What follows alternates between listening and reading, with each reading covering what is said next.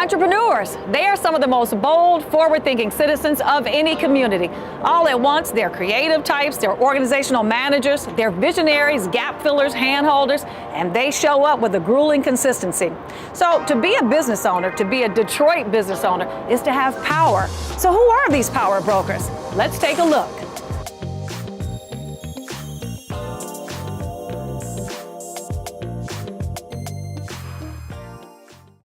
When Alvaro Padilla started a taco stand in Guadalajara, Mexico, when he was just a boy, he had big dreams of owning his own restaurant one day. And after arriving in Detroit in 2000, he started to work his plan to make those dreams come true. Okay, so he was born in a very small rancho called Nacimiento, which is where the name of the restaurant comes from. When he was a teenager, he moved to the city of Guadalajara, where he opened his first taco stand. It was his own. So as a teenager, he started working and selling tacos. And so there's where the dream was born of owning his own restaurant until destiny brought him to Detroit in 1997. This is a family-owned, family-run business. He said there's been a lot of ups and downs over the years. There have been some very difficult moments owning a business in the city of Detroit. But, thanks to God, they're still here, and the three of them, actually all of the family has worked in the restaurant at some point or another. The girls do too. Okay. And they, they're just very grateful for everything for that Detroit has provided. The city has helped us a lot. And we're gonna be expanding our new bar cantina that we're gonna have upstairs with the front balcony, kind of like a New Orleans style. We have a back balcony, but now we're gonna have one towards the street. And I think it's gonna be more of welcoming and different for the neighborhood.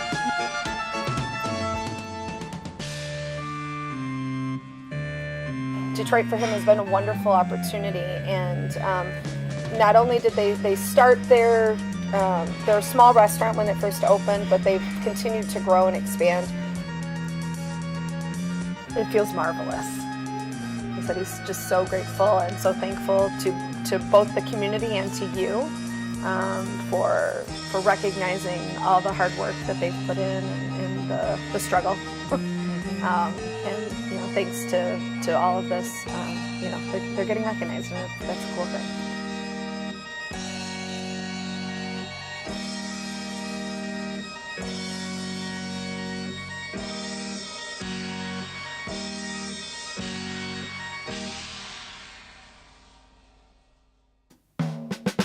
Al Barrow, the owner of Riverfront Building Supply and Hardware on Detroit's east side, has made a life of building and repairing where needed.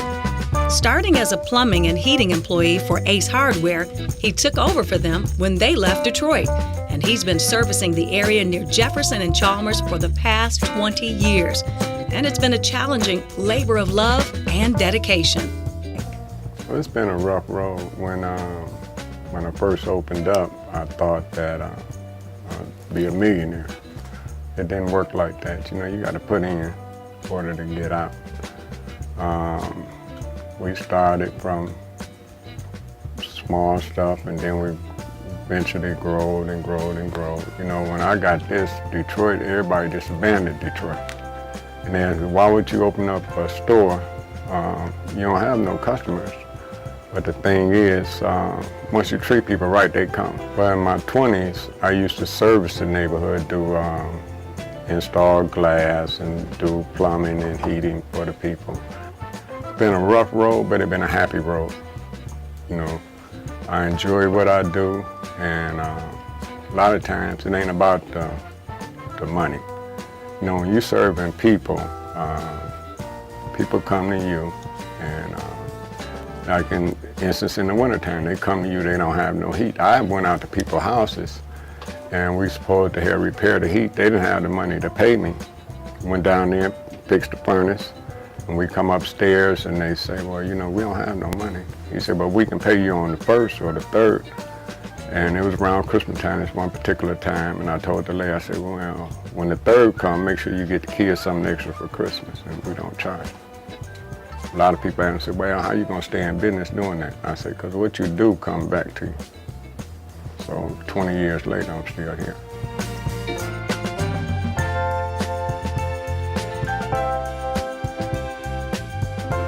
get a lot of contractors coming here. They buy furnaces, hot water tanks, you name it. If I sell it, they'll buy it. You know, I got a lot of black supporters that support me, keep my doors open.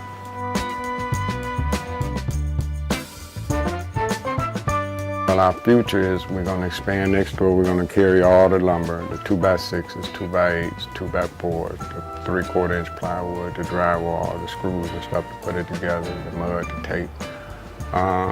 Then we own the building upstairs. We're going to remodel that. We're going to put some lofts upstairs, put somebody in there, keep the community viable. It's not easy going in business, but if you go in business from your heart, you got to stick it out.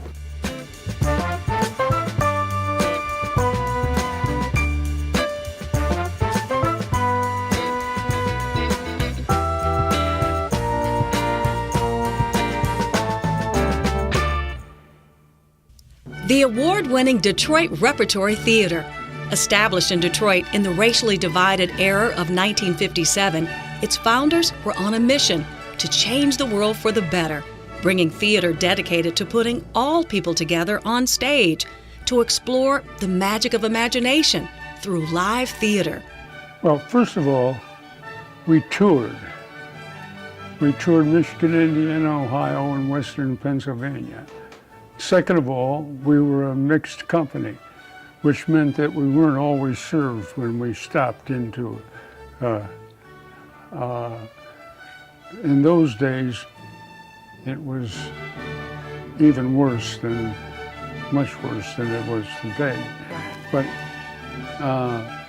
that was part of our goal too, is to have a mixed company and to indicate to people that we're all, like I like to say, diversity in unity.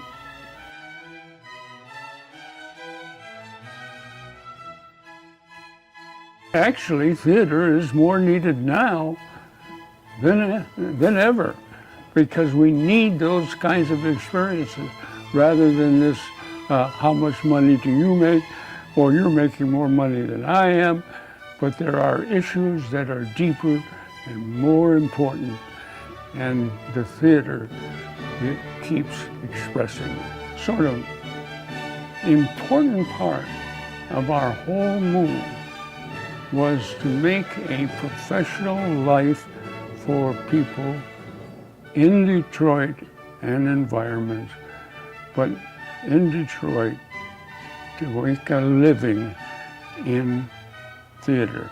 And so that's why we're the oldest professional nonprofit theater in Detroit, and we're still trying to make it possible for people to stay in Detroit and do theater and make a living.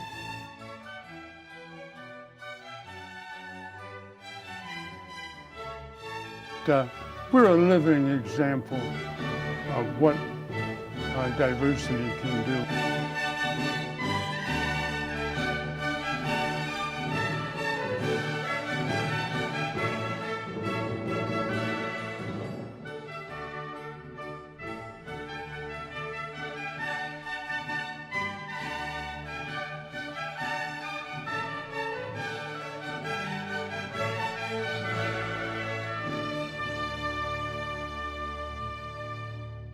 New Detroit Incorporated. It was born out of the racial flashpoint that erupted in the destructive riots in the city of Detroit in 1967.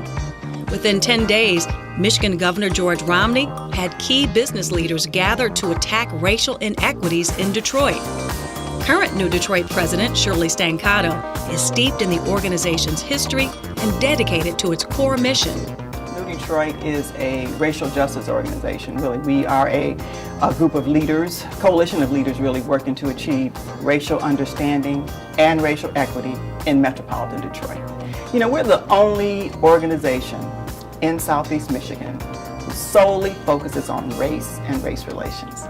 We're not diversity. Race is a component of diversity, but that's our singular focus, race and racial justice. New Detroit also we think, the only organization we know in Michigan and perhaps even in the country that was started by the governor.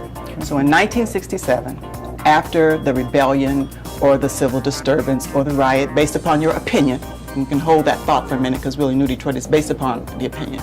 After that, Governor Romney, and when I tell the story, I say Republican Governor Romney picked up the phone and called Democratic Mayor Kavanaugh and said, hey, what happened? We did not see this coming. We need to do something about it.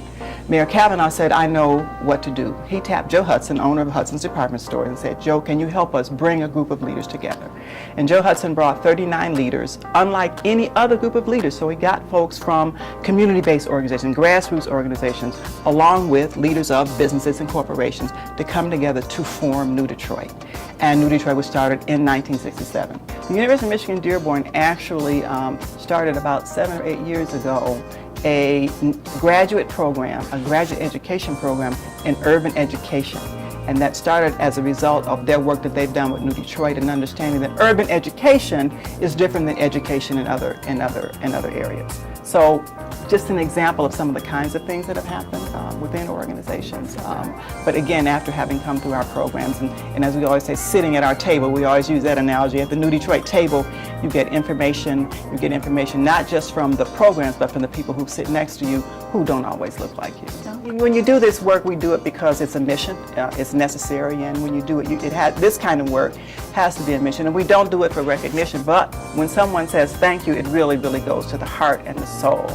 And so with recognition, I always say, comes responsibility. And so our commitment, my commitment as leader of this organization, and this organization really commits to continue this work, no matter how hard it is or how long it takes, because it's necessary. And so thank you for saying thank you.